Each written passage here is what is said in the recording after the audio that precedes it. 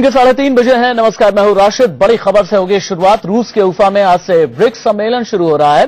भारत के अलावा चीन, रूस, ब्राजील और दक्षिण अफ्रीका के राष्ट्राध्यक्ष भी इसमें शामिल हो रहे हैं। पीएम मोदी बस थोड़ी ही देर में उफा पहुंचने वाले हैं। माना जा रहा है कि ब्रिक्स सम्मेलन से पहले पीएम मोदी आज रूस और चीन के राष्ट्रपतियों से मुलाकात कर सकते हैं। तो प्रधानमंत्री नरेंद्र मोदी ब्रिक्स और शंघाई सहयोग संगठन के शिखर सम्मेलन में हिस्सा लेने के लिए 3 दिन की यात्रा पर अब से थोड़ी ही देर में रूस के शहर उफा पहुंच जाएंगे। वहां पर इंडिया न्यूज के editor in chief Deepak Chaurasia पहले से मौजूद हैं। उन्होंने ये दिखाया था कि किस तरह से प्रधानमंत्री मोदी के खैर मकदम की तैयारी चल रही है। इसके अलावा हमने ये भी दिखाया था कि प्रधानमंत्री नरेंद्र मोदी को लेकर के रूस की जनता, रूस में जो हिंदुस्तानी हैं, उनके बीच में किस तरीके की उत्सुकता है। 2 तस्वीरें हम आपको दिखा रहे हैं। पुतिन से मिलेंगे, इसके अलावा जिनपिंग मोदी में भी बातचीत होगी। इस दौरान ये भी ऐसा भी कहा गया है कि पाकिस्तान के प्रधानमंत्री नवाज शरीफ, चीन के राष्ट्रपति शी जिनपिंग से अलग से मुलाकात होगी। साइडलाइंस में जो बात होगी भारत और अमेरिका के बीच बढ़ते सहयोग के बीच प्रधानमंत्री मोदी का यह पहला रशिया का दौरा है, इसलिए सामरिक और आर्थिक दोनों ही नजरिए से बेहद अहम है।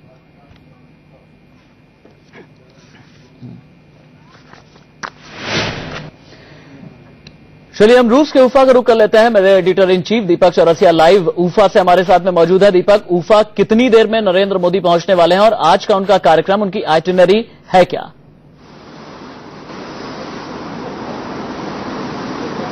देखिए, आज की जो सबसे महत्वपूर्ण आइटिनरी है राशिद, वो ये है कि उन्हें चीन और रूस दोनों के प्रमुखों से मिलना है। और ये G8 समिट जो आज अनौपचारिक डिनर के साथ शुरू हो रही है, उससे पहले होने वाली दोनों मुलाकातें हैं और दोनों अपनी अपनी जगह बेहद महत्वपूर्ण है।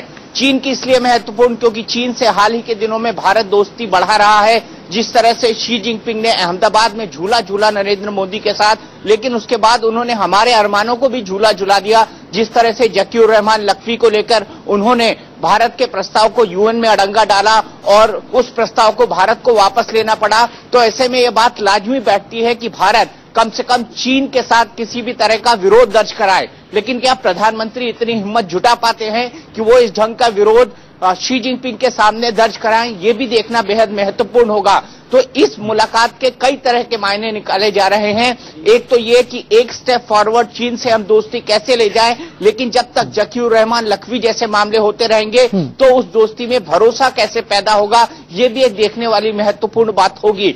इस लिहाज से इस बैठक को बेहद महत्वपूर्ण माना जा रहा है। जैसा कि रूस की बात है राशिद, तो हमने देखा हाल ही के दिनों में भारत की जिस तरह से अमेरिका में दिलचस्पी बढ़ी है और भारत अमेरिका की तरफ ज्यादा टिल्ट हुआ है, वहीं रूस से हमारे ऐतिहासिक और बेहद महत्वपूर्ण डिप्लोमेटिक रिश्ते रहे हैं। इन दोनों परिप्रेक्ष्य को देखते हुए रशिया भी हमें तौल रहा है, अमेरिका भी हमें तौल रहा है। अब ऐसे में भारत मध्य का पाथ कैसे निकाले, इस पर सबकी नजरें होंगी। पुतिन और नरेंद्र मोदी के बीच क्या बातचीत होती है, कैसी गर्मजोशी रहती है, इस पर सबकी नजरें होंगी। और जो डिप्लोमेटिक एक्सपर्ट हैं, जो कूटनीति के एक्सपर्ट हैं, वो इस बात पर भी नजरें लगाए बैठे होंगे कि किस तरह का रिस्पांस मिलता है रशिया के साथ, खासकर तकनीकी सहयोग को लेकर, डिफेंस कॉपरेशन को लेकर और साथ ही साथ जो टेक्नोलॉजी ट्रांसफर की बात हो रही है, मेक इन इंडिया, उसको लेकर। लेकिन मेरे साथ एक बहुत महत्वपूर्ण व्यक्ति हैं, इंडिया से आए हैं लेकिन डिप्लोमेसी के बहुत बड़े जानकार हैं, अजय कौल, जो कि एडिटर हैं पीटीआई के, वो मेरे साथ हैं। अजय, जिस तरह से हमने बराक ओबामा वाली प्रेस कॉन्फ्रेंस में देखा था, बराक ओबामा ने बड़े कड़े शब्दों में पुतिन की निंदा की थी। सबसे पुराने दोस्त के सामने होकर सबसे कड़े शब्दों में उनके सबसे अच्छे दोस्त की निंदा करना, क्या रशियंस को अच्छा लगा? जैसे आपने कहा कि उन्होंने निंदा की तो वो यूक्रेन को लेकर की थी, और उसी में भारत ने अभी तक जैसे पुरानी फ्रेंडशिप निभाते हुए उन्होंने रशिया को अभी तक क्रिटिसाइज नहीं किया, इनफैक्ट सपोर्ट ही किया है इन ए वे। तो अभी तक मतलब भारत ने तो अभी तक दिखा दिया कि हम रशिया के साथ भी हैं, आपके साथ भी हैं, और रशिया के साथ हम पुरानी दोस्ती वो अभी बुलाएंगे नहीं। ऐसे में देख के आपको क्या लगता है, क्या रशिया का नजरिया या रशिया के प्रति जो भारत के मन में एक पूरे विश्वास की भावना थी, अमेरिका के टिल्ट होने के बाद उस भावना में कोई परिवर्तन हुआ होगा? क्योंकि रशिया को लेकर अमेरिका हमेशा डिप्लोमेटिक ऑफेंसिव पे रहता। देखिए, ये 8-10 साल से जो भारत अमेरिका की तरफ थोड़ा रुझान हो गया है, मतलब थोड़ा सा टिल्ट हो गया है, या बिजनेस मान लीजिए जैसे न्यूक्लियर डील से जो एक स्ट्रेटेजिक शिफ्ट हो गया है, तो उसके बाद तो एक्चुअली रशिया तो थोड़ा वो कोल्ड हुआ है। मैं कोल्ड वर्ड यूज करूंगा, थोड़ा मे बी हार्श है, बट बिकॉज वो चाहते थे कि जैसे हमारे रिलेशन 50, 60, 70 ईयर्स से पुरानी है, तो वो ऐसी बनी रही, डिपेंडेंस और ये रिलायबिलिटी पूरी रहनी चाहिए। बट भारत अब जो स्ट्रैटेजिक शिफ्ट किया है कि अभी एक ही कंट्री पे डिपेंड नहीं होना है, जैसे हमारी स्ट्रैटेजिक नीड्स है डिफेंस की, न्यूक्लियर की, तो एक ही कंट्री पे डिपेंड नहीं होना है, तो we have to spread out. तो उसी के दौरान अब मे भी रशिया अब समझ गया है कि इंडिया की नीड्स इज नॉट। दीपक, आपको इस वक्त रोकना पड़ रहा है मुझे, क्योंकि ताजा तस्वीरें रूस के उफा से आ रही हैं, जहां पर प्रधानमंत्री नरेंद्र मोदी पहुंच चुके हैं। दीपक, इसी वजह से आपको रोकना पड़ रहा है, आप अपनी बात आगे बढ़ाएंगे, लेकिन जो तस्वीरें हम दिखा रहे हैं, देख सकते हैं एयर इंडिया का ये विमान अब से थोड़ी ही देर के बाद भारत के प्रधानमंत्री नरेंद्र मोदी इस विमान से उतरेंगे। उफा शहर में ब्रिक्स सम्मेलन में भी हिस्सा लेंगे प्रधानमंत्री नरेंद्र मोदी। और उससे पहले, जैसा कि मेरे editor in chief Deepak Chaurasia ये बता रहे थे कि पुतिन से उनकी मुलाकात, चीन के राष्ट्रपति शी जिनपिंग से उनकी मुलाकात बहुत ही ज्यादा अहम समझी जा रही है, चूंकि मोदी रूस में ब्रिक्स देशों और शंघाई कॉपरेशन ऑर्गेनाइजेशन की बैठक में हिस्सा लेंगे। सबसे बड़ी बात यह है कि कहा यह जा रहा है कि मोदी और नवाज शरीफ की भी मुलाकात संभव है। मई 2014 के बाद ये मोदी और शरीफ के बीच पहली मुलाकात है। भारत और अमेरिका के बीच बढ़ते सहयोग के बीच ये रशिया का दौरा है। और बीते साल आपको याद होगा कि अमेरिका ने रशिया को पछाड़कर भारत का सबसे बड़ा हथियार सप्लायर बना था। इसलिए सामरिक नजरिए से भी, आर्थिक नजरिए से भी, कूटनीतिक नजरिए से भी ये बेहद अहम दौरा है। दीपक, प्रधानमंत्री नरेंद्र मोदी उफा पहुंच गए हैं।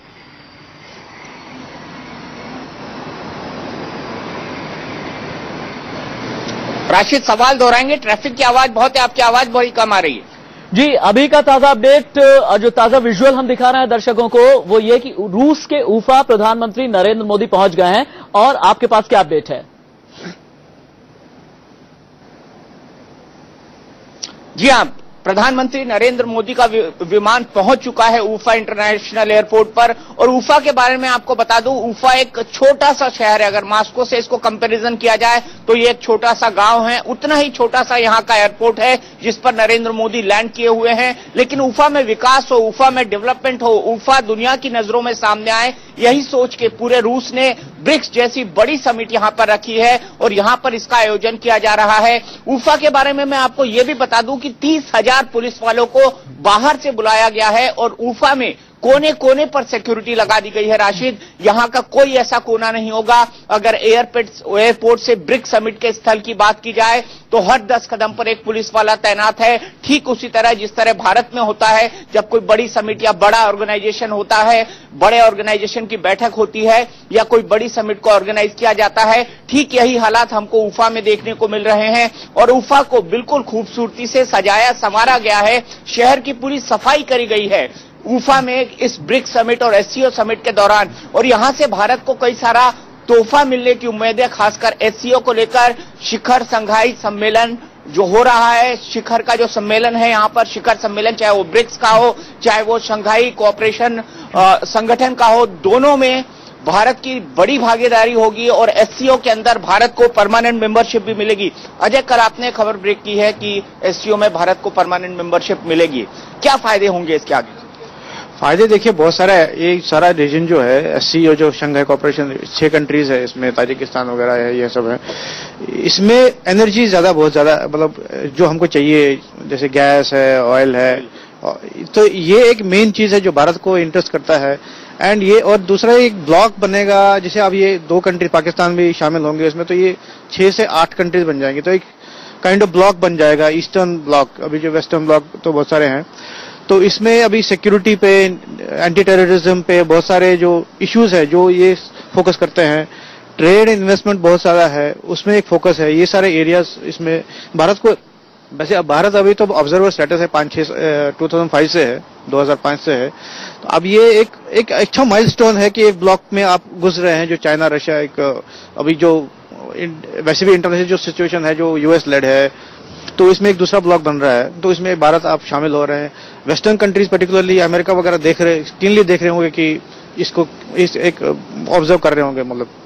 अच्छा, जो दूसरी महत्वपूर्ण बात है वो ये है कि चाइना के साथ हमारी जो मीटिंग होने वाली है, जिस तरह से जकीउर रहमान लखवी के प्रपोजल को ब्लॉक किया था चाइना ने, क्या भारत को वाकई झटका लगा था? झटका तो जरूर लगा था, उन्होंने एक्सप्रेस भी किया। और ये तो झटके लगने वाली बात ही है कि जो हमारा सिक्योरिटी इंटरेस्ट है उसके खिलाफ आप उसको ब्लॉक कर रहे हो। और किस हालात में, मतलब आपको मोदी जी ने चाइनीज प्रेसिडेंट को इतना मतलब ये जो आवभगत की भाव दिया उनको, अगर हिंदुस्तानी लैंग्वेज में कहें, भाव दिया, झूला झुलाया, पकवान खिलाया, ये सब किया। और उनका इंटेंशन ये था कि अब रिलेशन जो पहले हुआ है, पीछे जो हुआ है, उसको थोड़ा आगे ले जाएंगे, थोड़ा फ्रेंडशिप हो जाए। अब उसके बाद उस माहौल में अब ये खैर जिनपिंग ने भी ये किया, चाइनीज प्रेसिडेंट ने भी यही सब किया जब मोदी जी वहां चले गए। बट ये एक वो जो सोर इशू है बीच में, ये आ गया। अभी ये मतलब खटास जो आ गई बीच में, बिल्कुल एक खटास पैदा कर दिए, मन में डाउट पैदा कर दिए। देखिए ये डाउट नहीं, पहले चाइना ने पहले भी एक दो बार जो 2008 में हुआ थे, जब अटैक हुआ था, उसके बाद भी यूएन में रेजोल्यूशन हुए थे।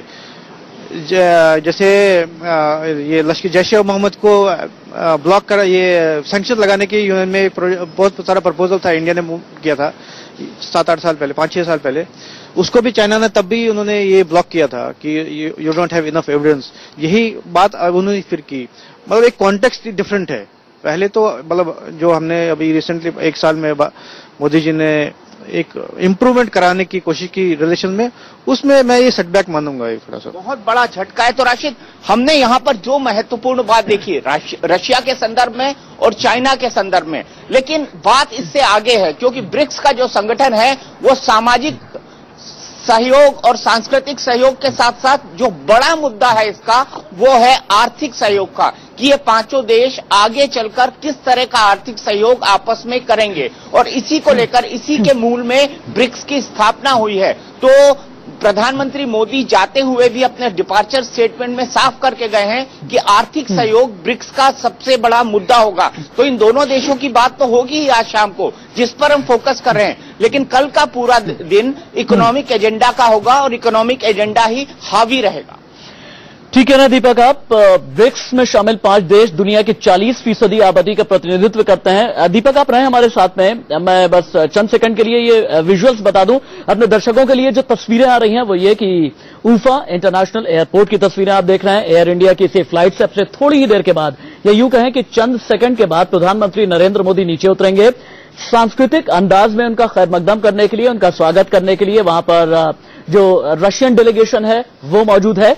और मेरे editor in chief Deepak Chaurasia लगातार रूस के उफा से लाइव है। दीपक, अभी आपने ये बताया कि आर्थिक मसलों के लिहाज से भी ये दौरा बेहद महत्वपूर्ण है। चूंकि ब्रिक्स के सभी देशों की कुल जीडीपी $20 ट्रिलियन से भी ज्यादा है, क्या डॉलर का एकाधिकार इस बार कुछ टूटने की उम्मीद है?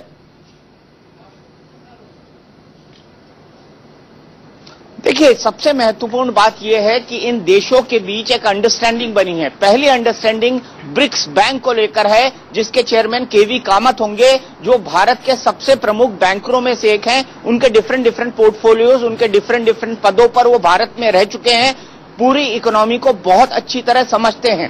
तो ये भारत के लिए अच्छे गौरव की बात है, बड़े गौरव की बात है कि एक भारतीय पहली ब्रिक्स बैंक को संभालने जा रहा है, जिसका इनॉग्रेशन और जिसका वर्किंग अगले साल से शुरू होने की पूरी संभावना है। जो दूसरी महत्वपूर्ण बात है जो आपने कही है कि क्या डॉलर का एकाधिकार कम होगा, ब्रिक्स देशों में इस बात पर सहमति बनी है कि हम अपनी करेंसी में इंपोर्ट एक्सपोर्ट को बढ़ावा दें। उससे डॉलर का एकाधिकार थोड़ा कम होने की उम्मीद है, जो अपने आप में सबसे महत्वपूर्ण बात है। अजय, क्या वाकई डॉलर का एकाधिकार कम हो पाएगा? जितनी बड़ी इकोनॉमी है इन तमाम देशों की मिलकर, जिस तरह की अंडरस्टैंडिंग बैठी है इन तमाम देशों की। देखिए, डॉलर के महत्व अभी कम नहीं होगा, बट ये एफर्ट बहुत सालों से चल रहा है ब्रिक्स में कि डॉलर का एक अल्टरनेटिव क्रिएट किया जाए। बीच में ये हुआ कि यन में एक किया जाए, कि यन में ट्रेडिंग किया जाए। बट अभी डेवलपमेंट बैंक जो बना है उसका ये करेंगे कि दे विल स्टार्ट जो क्रेडिट, जो लोन शुरू करेंगे लोकल करेंसीज में देने के लिए। अब इससे क्या होगा कि एक जो डॉलर की जो पावरफुलनेस है वो थोड़ा सा अंडरमाइन तो शुरू हो जाएगा, और एक जो अल्टरनेटिव बन जाएगा। जैसे IMF वगैरह जो पहले बैंक बने, IMF है, वर्ल्ड बैंक है, उस पर इतना डिपेंडेंस है पूरे वर्ल्ड में। इंडिया भी बहुत, भारत भी बहुत कहता रहा है कि इसमें रिफॉर्म की जरूरत है, बट कोई मानता नहीं है अभी तो, क्या वेस्ट का वो पूरे डोमिनेंस है। तो एक ये नया अल्टरनेट बैंक बन जाएगा, एक फास्टेस्ट इकोनॉमी जो 5 है, और ये आगे चल के बहुत इसकी महत्व होगा, बहुत इंपॉर्टेंस होगी इसकी। बेसिकली राशिद, जो हम देखने की कोशिश कर रहे हैं कि जिस तरह का डोमिनेंस आजकल IMF और वर्ल्ड बैंक का बना हुआ है, क्या ब्रिक्स उस डोमिनेंस को कम कर पाएगा? क्योंकि ये जो 5 सबसे तेजी से बढ़ने वाली अर्थव्यवस्था है, जिसके बारे में आपने बताया कि विश्व के GDP का कितने प्रतिशत ये अपने आप में समावेश करती हैं और कितनी आबादी को अपने में संजो कर रखती है, तो उनकी जो कोशिश है मोटे तौर पर वो ये है कि पैसे का एक पूल हो, पैसे का एक पूल इकट्ठा हो जिसकी जरूरत पड़ने पर जिसको किसी को दिया जा सके, लिया जा सके और उस पैसे के पूल से ऐसी मदद करी जा सके कि अगर कोई आर्थिक संकट के अंदर खड़ा होता है उसकी मदद करी जा सके। और डेवलपमेंट के प्रोजेक्ट्स को खासकर इन्वायरमेंट के अंदर, खासकर एग्रीकल्चर सेक्टर के अंदर, क्योंकि हम जब फ्लाइट में आ रहे थे तो हम ऐसे शख्स को मिले जो एग्रीकल्चर सेक्शन का प्रतिनिधित्व करता है, सिंह साहब, और उन्होंने हमको बताया कि किस तरह की स्कीम्स जो है ब्रिक्स बैंक के थ्रू और ब्रिक्स के थ्रू डिस्कस हो रही हैं, बातचीत चल रही है, जिनको यहां पर लागू किया जा सकता है, भारत के लिए वो मुफीद हो सकती हैं। हमें कई सारे ऐसे एक्सपर्ट्स भी मिले जो यहां पर ब्रिक्स से संबंधित वर्किंग ग्रुप्स के अंदर आने वाले समय के प्लान्स को डिस्कस कर रहे हैं। तो काफी सारा काम हो रहा है ब्रिक्स के अंतर्गत, ब्रिक्स के बैनर तले, जो आने वाले समय में अगर इंप्लीमेंट होगा तो न केवल भारत का बल्कि इन तमाम देशों का फायदा होगा। तो एक बड़ी दूरदृष्टि के साथ इस पूरे ब्रिक्स ऑर्गेनाइजेशन में ये तमाम काम हो रहे हैं, सोचा जा रहा है और ब्रिक्स बैंक की परिकल्पना इसी आधार पर की गई है कि कहीं ना कहीं IMF और वर्ल्ड बैंक के एक अल्टरनेट नहीं तो कम से कम एक समानांतर सिस्टम खड़ा किया जाए जो आगे चलकर ऐसे देशों की आर्थिक मदद कर सके। जी दीपक, आपके न्यूज नरेशन की भी बहुत ज्यादा जरूरत है। अभी मैं बता दूं कि दर्शकों के लिए जो तस्वीरें हम दिखा रहे हैं, एयर इंडिया का विमान है, ऊफा इंटरनेशनल एयरपोर्ट पर लग चुका है। जो सीढ़ी होती है वो सीढ़ी लगा दी गई है, स्टेयर्स लगा दिए गए हैं, नीचे 4-5 गाड़ियां हैं। एस्कॉर्ट करने के लिए प्रधानमंत्री नरेंद्र मोदी को वहां पर रशियन डेलीगेशन पहुंचा हुआ है सांस्कृतिक अंदाज में। और सबसे बड़ी बात यह है कि प्रोटोकॉल के तहत प्रधानमंत्री नरेंद्र मोदी को रिसीव कौन कौन करेगा, इसे भी हम समझेंगे। इसके बारे में थोड़ा सा बताएं हमें दीपक कि प्रोटोकॉल के तहत कौन कौन रिसीव करेगा प्रधानमंत्री नरेंद्र मोदी को। और अभी पिछले लगभग 7-8 मिनट से एयर इंडिया का ये विमान ऊफा इंटरनेशनल एयरपोर्ट पर खड़ा है, वहां पर जायजा लिया जा रहा है, चारों तरफ देखा जा रहा है, शायद सिक्योरिटी पॉइंट ऑफ व्यू से। जी हाँ, सिक्योरिटी बहुत तगड़ी है क्योंकि 5 देशों के राष्ट्राध्यक्ष आ रहे हैं, उसके अलावा SCO से जुड़े हुए जितने देश हैं, नवाज शरीफ यहां पर पहुंचेंगे कल। इसकी पूरी संभावना है कि वो कल दोपहर के बाद पहुंचे। हमको एग्जैक्ट टाइम ऑफ अराइवल उनका नहीं पता है। जहां तक प्रोटोकॉल की बात है, मेरे हिसाब से रशियन प्रोटोकॉल ही माना जाएगा। यहां पर जो रशियन प्रोटोकॉल माना जाता है, प्रोटोकॉल को लेकर रशियन बड़े सख्त होते हैं। और यहां पर जो होटल तक के अलॉटमेंट हुए हैं वो भी पत्रकारों को, वो भी रशियन प्रेसिडेंशियल सर्विसेज से हुए हैं। लेकिन बात को आगे बढ़ाते हुए थोड़ी सी बात हम ब्रिक्स की करते हैं, उसके बाद हम भारत पाकिस्तान के संबंधों पर आएंगे क्योंकि उस पर भी पूरी दुनिया की टकटकी लगी हुई है। उस पर भी सब निगाहें लगाए हुए हैं कि क्या ऊफा में जो काठमांडू मूवमेंट था, जहां पर दोनों देशों के प्रधानमंत्री एक दूसरे को देखकर आगे बढ़ गए थे, सिर्फ हाथ मिलाया था, कोई बात नहीं बनी थी, क्या काठमांडू मूवमेंट रिपीट किया जाएगा ऊफा के अंदर या फिर दोनों देशों के प्रधानमंत्री बैठकर बातें करेंगे, उस पर भी हम बात करेंगे। लेकिन एशियन डेवलपमेंट बैंक के संदर्भ में अगर देखा जाए तो ब्रिक्स किस तरह से अलग है? एशियन डेवलपमेंट बैंक तो बहुत बड़ा है, इससे तो ब्रिक्स से तो बड़ा है, ये तो 5 ही कंट्रीज है।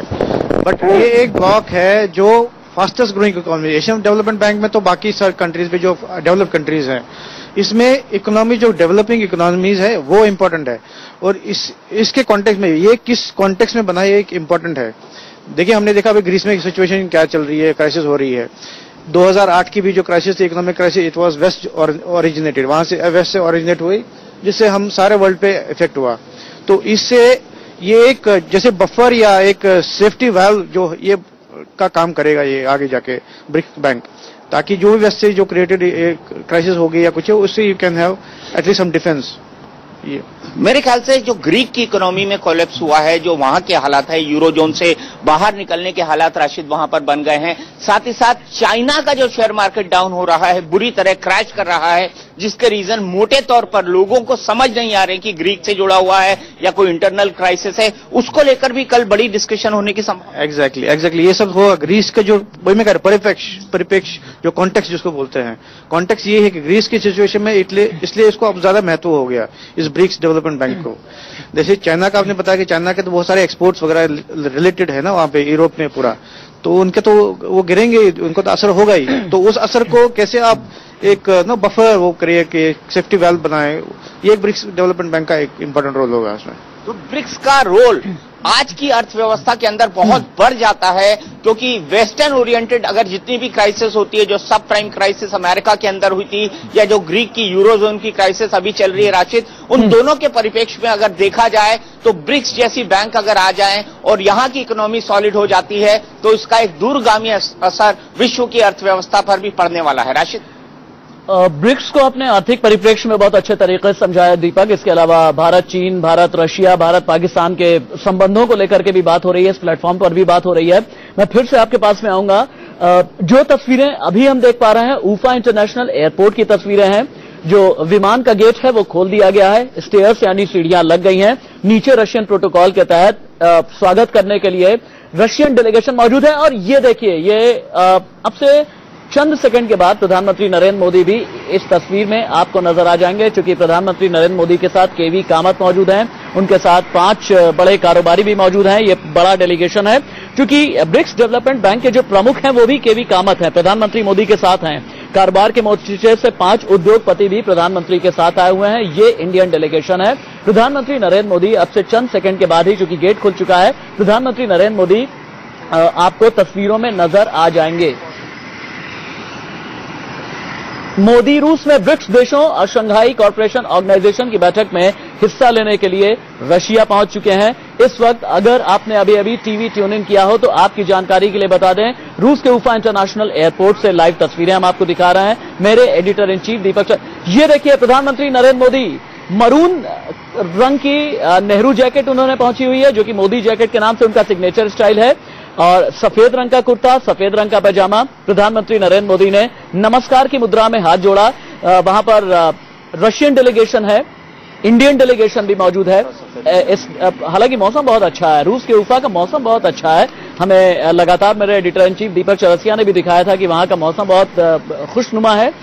प्रधानमंत्री नरेंद्र मोदी इस वक्त तस्वीरों में नजर आ रहे हैं। हालांकि आप देख सकते हैं कि वहां ठंडी हवा चल रही है, जिसकी वजह से प्रधानमंत्री नरेंद्र मोदी के बाल थोड़े बिखरे हुए हैं। रशियन डेलीगेशन के साथ वो बातचीत कर रहे हैं।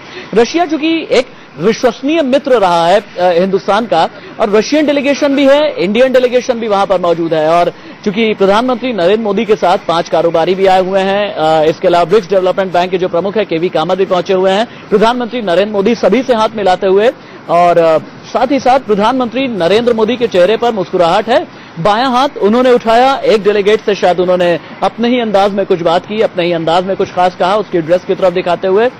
और ये देखिए, जिस रशियन प्रोटोकॉल की बात कर रहे थे editor in chief Deepak Chaurasia, सबसे बड़ी बात यह है कि मरून रंग की नेहरू जैकेट, या जैसा कि मैंने बताया कि मोदी का सिग्नेचर स्टाइल, मोदी की जैकेट, बाईं तरफ हमेशा की तरह उनकी लकी पेन। और ये जिस सांस्कृतिक अंदाज में मैं स्वागत की बात कर रहा था कि एक तो हो गया ऑफिशियल प्रोटोकॉल और एक हो गया कल्चरल तरीके से स्वागत करना, तो ये मिष्ठान है, शायद रशिया का की खास कोई मिठाई है जिसे प्रधानमंत्री नरेंद्र मोदी के सामने पेश किया गया। और प्रधानमंत्री नरेंद्र मोदी ने उसका एक छोटा सा टुकड़ा उठाया और उसे टेस्ट किया। टेस्ट करने के बाद उन्होंने धन्यवाद किया, थोड़ा सा अपना सिर झुका करके। उसके बाद फिर से आगे बढ़े, जैसे जैसे एक एक कदम आगे बढ़ रहा है। जैसा कि हमने ये बताया कि प्रोटोकॉल के तहत उन्हें एक बुके गिफ्ट किया गया है। इसके बाद फिर रशियन डेलीगेशन के कुछ और लोगों से भी मुलाकात की। और ये देखिए, मोमेंटो के तौर पर प्रधानमंत्री नरेंद्र मोदी के हाथ में भी कुछ भेंट किया गया है। इसके बाद अपनी कार की तरफ बढ़े हैं प्रधानमंत्री नरेंद्र मोदी। 4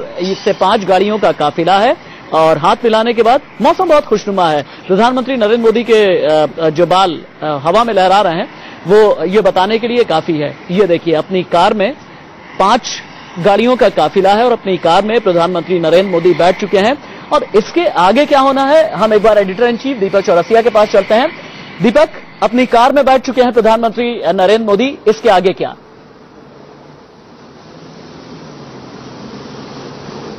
देखिए, प्रधानमंत्री नरेंद्र मोदी यहां से सीधे अपने होटल जाएंगे और होटल के बाद उनकी 2 बायलैटरल मीटिंग है। अभी यहां पर जो वक्त हो रहा है लगभग 3:30 बज रहे हैं। यहां पर 5 बजे से उनकी दोनों बायलैटरल मीटिंग शुरू होंगी और ये मीटिंग एक के बाद शी जिनपिंग से है और शी जिनपिंग के बाद दूसरी मीटिंग व्लादिमीर पुतिन से है। या इनमें थोड़ा फेरबदल हो सकता है, एक मीटिंग पहले और एक मीटिंग बाद में हो सकती है। अजय, क्या सूचना है अभी तक इन बैठकों के बारे में? अभी तक तो ये है कि पहले रशिया के साथ है शायद 5 बजे, और उसके बाद चाइना के साथ है बायलैटरल। और कितना वक्त है इन दोनों मीटिंग का? आधे घंटे, 1 घंटे? आधा घंटा होता है। उसके बाद ही अब बाकी अगर ऐसा होता कि जब दो लीडर्स मिलते हैं तो फिर बातचीत जब सिलसिला तो बड़ी होती है तो बड़ी हो जाती है, वो तो चलता ही है। ये कभी हमेशा ये उस फॉर्मेट में नहीं रहता है, बट थोड़ी तो खींची जाती है आगे। और सुना है कि बड़ी कड़ी सुरक्षा के बीच में बातचीत होने वाली, बड़ा रिस्ट्रिक्टिव जगह है जहाँ उसको पूरा आउट ऑफ बाउंड्स कर दिया है सबके लिए। तो वो तो खैर रशिया का ये तो स्टाइल है। यहाँ पर इतनी सुरक्षा को लेकर कंसर्न्स क्यों होते हैं? चेचन विद्रोहियों के कारण, चेचन की वजह से, चेचन में तो उन्होंने बहुत सारे अटैक भी किया ना, चेचन जो विद्रोही है, तो इसको लेके 5 वर्ल्ड लीडर्स आए हैं, तो अगर उसमें कुछ डिस्ट्रप्शन किया, कुछ किया, तो दे विल नॉट टेक, कोई चांस नहीं लेना चाहेंगे ना ये लोग। बिल्कुल, तो यहाँ पर कड़ी सुरक्षा है, आउट ऑफ बाउंड कर दिया गया है उन जगहों पर जहां पे रूस और चीन के राष्ट्रपति के साथ दोनों बैठकें होने वाली हैं। और उन बैठकों के अंदर हमने इन तमाम मुद्दों पर बात की, चाहे वो जकीउर रहमान लखवी का मुद्दा हो चाइना के साथ, और चाहे जो ठंडापन महसूस किया जा रहा है भारत और रूस के रिश्तों में अमेरिका के तरफ झुकाव के बाद, उन दोनों को लेकर, उन दोनों के मद्देनजर भारत और रूस और भारत और चाइना के बीच बातचीत होने की संभावना है आज शाम के 5 बजे से, और एक के बाद एक ये दोनों बैठकें होंगी रूस के साथ और चीन के साथ। राशिद, रशिया को लेकर के एक सवाल पूछना चाहता था मैं दीपक, चूंकि बीते साल अमेरिका रूस को पछाड़कर भारत का सबसे बड़ा हथियार सप्लायर बन गया है, लेकिन रूस हमेशा से ही भारत का विश्वसनीय गहरा दोस्त रहा है। लेकिन पश्चिमी देश वैश्विक राजनीति की वजह से रशिया का बॉयकॉट पिछले दिनों करते नजर आए हैं। आज के परिप्रेक्ष्य में रशिया को हिंदुस्तान की ज्यादा जरूरत है या हिंदुस्तान को रशिया की? मुझे लगता है दोनों को एक दूसरे की ज्यादा जरूरत है, क्योंकि दोनों के बीच लंबा और बड़ा सहयोग रहा है। और आज की तारीख में अगर प्रधानमंत्री Narendra Modi make in India की बात करते हैं तो हथियारों में ज्यादातर हथियार देख लें हम तो हमने पुराने हथियार पूरे रशिया से खरीदे हैं। और तकनीकी के क्षेत्र में अगर हमको आत्मनिर्भर बनना है तो मुझे लगता है कि हमको सेल्फ रिलायंस होना पड़ेगा, हमको सेल्फ डिपेंडेंट होना पड़ेगा, और रशिया को मोटे तौर पर बड़ी टेक्नोलॉजी ट्रांसफर हमको करना पड़ेगा, सिखाना पड़ेगा। हमने सुखोई से रिलेटेड एक लड़के से बातचीत की थी कि किस तरह से वो यहाँ पर सुखोई बनाना सीख रहा है, उसके पार्ट्स बनाना सीख रहा है, उसकी डिजाइनिंग सीख रहा है, और उसने हमें बताया था कि अगर ये टेक्नोलॉजी ट्रांसफर होता है तो मेक इन इंडिया का सपना पूरा हो सकता है, लेकिन उसके लिए रशिया के सहयोग की जरूरत चाहिए। तो मेरे ख्याल से अगर दोनों एक दूसरे का सहयोग करते हैं तो दोनों के लिए विन विन सिचुएशन होगी। दोनों के लिए विन विन सिचुएशन होगी।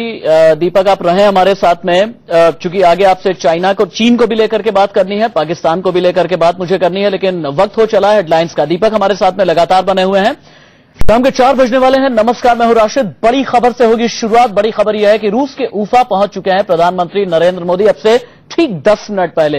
यह बड़ी खबर है। रूस के उफा में जब इंटरनेशनल एयरपोर्ट पर प्रधानमंत्री नरेंद्र मोदी को रशियन डेलीगेशन ने रिसीव किया, उसके बाद अपनी कार में बैठ करके नरेंद्र मोदी जा रहे थे। ये तब की तस्वीरें हम आपको दिखा रहे हैं, अब से 10 मिनट पहले की तस्वीरें हैं। प्रधानमंत्री नरेंद्र मोदी रूस के उफा इंटरनेशनल एयरपोर्ट पर उतरे, हाथ जोड़ करके 2 बार नमस्कार की मुद्रा में उन्होंने हाथ ऊपर उठाया।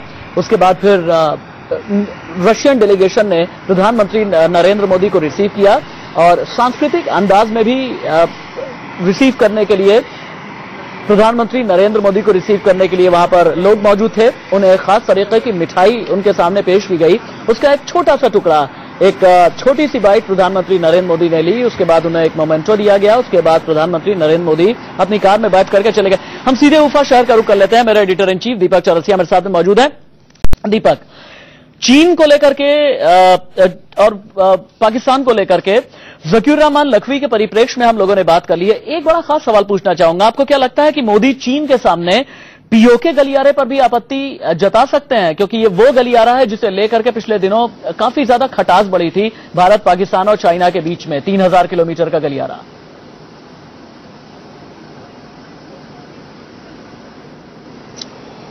राशिद, जो बैठकें होनी है आज प्रधानमंत्री मोदी के पहुंचने के बाद, वो 2 बैठकें हैं। पहली बैठक रूस के साथ है और दूसरी बैठक चीन के साथ।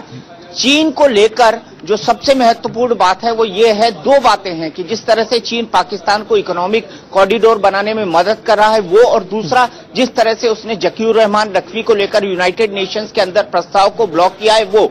ये दोनों महत्वपूर्ण मुद्दे हैं, और दोनों मुद्दों को लेकर प्रधानमंत्री जरूर अपनी बात चीनी राष्ट्रपति के सामने रख सकते हैं। हमने जब आधिकारिक सूत्रों से इस बारे में पूछा तो उन्होंने कहा कि ये प्रधानमंत्री के का विशेषाधिकार है कि वो किस मुद्दे को पहले उठाते हैं, लेकिन ये दोनों मुद्दे एजेंडे में हो सकते हैं। ये प्रधानमंत्री की इच्छा के ऊपर निर्भर करता है कि वो क्या और कैसा मुद्दा किस तरीके से उठाते हैं। और जहां तक व्लादिमीर पुतिन की बात है, उनकी बात को लेकर बहुत निगाहें लगी हुई हैं कूटनीतिक विशेषज्ञों की, क्योंकि भारत का पिछले 8-10 साल से जो अमेरिका की तरफ टिल्ट है, उसको देखते हुए भारत और रूस के रिश्तों में ठंडापन आया है। लेकिन भारत की मजबूरी है कि वो रूस को साथ लेकर आगे चले, क्योंकि भारतीय हथियार, भारतीय सामरिक हिस्सेदारी रूस के साथ कई दशकों से बहुत ज्यादा रही है। और अगर भारत को टेक्नोलॉजी के क्षेत्र में इंडिपेंडेंट बनना है तो उसे रूस की मदद लेनी होगी। अगर मेक इन इंडिया करना है तो रूस की मदद लेनी होगी।